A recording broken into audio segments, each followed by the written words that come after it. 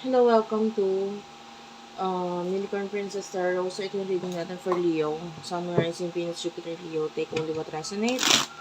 By the way, habang sinashuffle ko to, ito yung other details kung paano ka makakonect sa akin. Ayan, ito yung other channels namin. Facebook page, Madam P, TikTok shop, TikTok namin, Unicorn Princess Tarot. And then, please do support my band, Bandang Sable. Nagka-create kami ng music. So, sana ay i-follow nyo rin kami sa Facebook at sa TikTok. Okay, let's start what we have here for the sign of Leo. For the sign of Leo, Sun, Rising, Venus, Jupiter, Leo. Sun, Rising, Venus, Jupiter, Leo. Please, Spirit Guides, Angel Guides. Facebook page namin, Madam P, ha. Pag di nyo makita, search nyo na lang yung Unicorn Princess Tarot, lalabas yun. Or yung, Madam P TV. You can search that. Hindi natin yung main energy ninyong dalawa ng person, nakakonect mo at saka ikaw. Okay, there's another one here. You could be dealing with two people. Okay, so sa nakikita natin ngayon, with the 8 of Wands at saka Page of Wands, I can see growth sa yung money, no? Is about to come to you.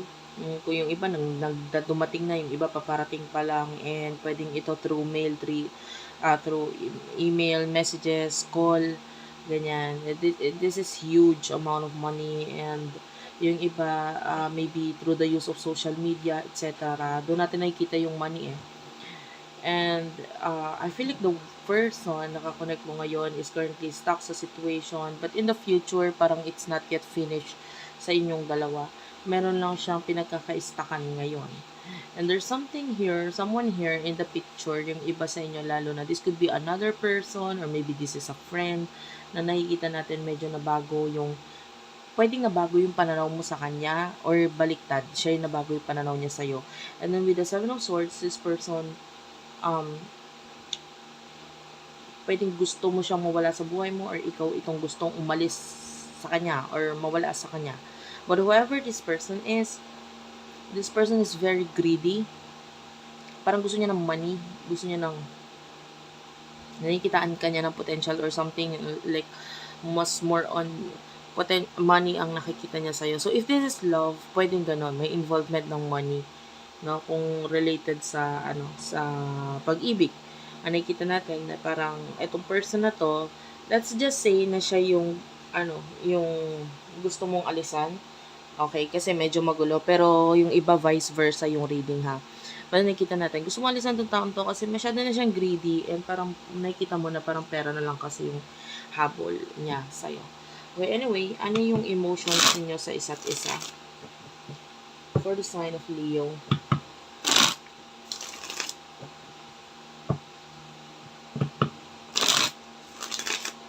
For the sign of Leo, Sun, Rising, Venus, Jupiter, Leo.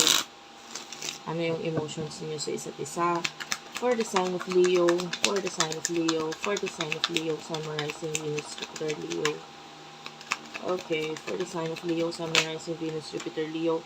You do have the Page of Pentacles and the Seven of Wands. Okay. Two of Wands and the Five of Wands. Okay. Knight of Cups.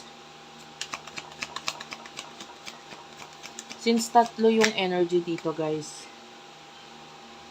pwede kasi magkapalit-palit yan eh. Hindi natin masabi kung saan ka dito. So, bahala ka na ilagay yung sarili mo sa sitwasyon. The Emperor is here. This is Aries energy at the bottom of the deck. So, ngayon, alam mo, masyado kang nag-enjoy ngayon pagdating sa, I don't know, children or child. Yung iba naman sa kabataan mo, no? You're bringing back the days na pwedeng may mga gusto kong gawin, and with the Seven of Wands, pinupursue or pinupush mo itong mga bagay na ito. It could be regarding your hobbies, your talents, your skills. Ayan, so nakikita natin you're just being, like a child for now. And alam mo naman, ganun talaga yan. May time talaga dapat na ini-enjoy mo yung sarili mo. Nilalabas mo kung ano mga bagay mo na gustong ipakita sa mundo. Like, just be yourself. Just be yourself. Okay naman itong nakikita natin dito. Etong other person na ito, naka-connect mo, nakikita natin, meron siyang mga plano ngayon. Medyo hindi okay yung paligid niya, may mga pag-aaway, pagkakagulo. Gusto niya ng changes sa sitwasyon niya ngayon. And I feel like, this person is, parang gusto niya ng reconciliation. Like, this could be a person in the past.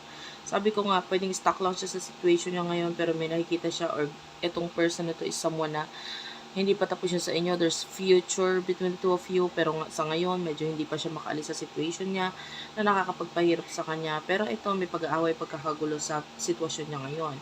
And then the other person na gusto mong i-cut off, I can see a lot of love dito sa taong to. Pero with the hermit, it's kind of like shady.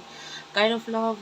Parang love kanya kasi may napapakinabangan siya sa'yo, or may nakikita nga siya sa'yo na like, if you don't have this, I will not love you. Parang ganon. So, may reason kung ba't kanya mahal, and siya yung nakakita ng rason na yan. And I feel like more on material things and stuff na nagugustuhan sa inyo itong person na to. Anyway, ano yung near future for the both of you? Near future for the both of you for the sign of Leo. Yeah. You do have the Three of Cups and the Three of Wands. This is growth na nakikita natin in the near future for you. But I love this kasi um, parang, your friends are also involved dito. Like, kung ano man yung growth na ma-experience mo kasama yung mga friends mo or yung mga partners mo or people around you na parang pare-pareho kayo, kumbaga, you are surrounded with people na pare-pareho kayo ng gustong mangyari. And I can see money, I can see growth, I can see happiness, celebration dito, that is about to come sa buhay mo. Three of Wands. I feel like may mga nakikita tayong connections and these are positive connections.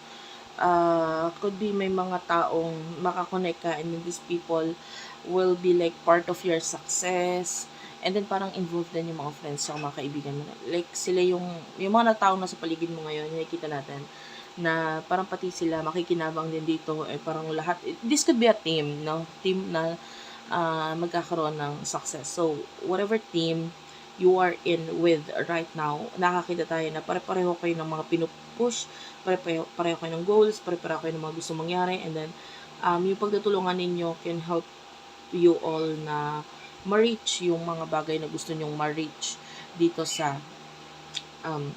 life na ito. Well, anyway, pagdating naman dito sa person na kakonect mo, I can see new job, new career, and yeah, ito, 10 of Wands, nakakita tayo dito na burdens, responsibility, obligasyon, na pagtutuunan ng pansin itong person na to. And you do have the Sun and the Ace of Wands. Yeah, regarding the other person, wala tayong masyado nakikita sa kanya. I just see new beginning and happiness for this person. Sa ngayon, wala pa tayong nakikita. But for you, nakakita tayo ng success. So, just focus on yourself. Kung sino man ito makaka-connect mo, huwag mo silang pag-focusan kasi may kanya-kanya din silang ginagawa, and just focus on yourself. Anyway, thank you for watching, guys. I love you all, and bye-bye.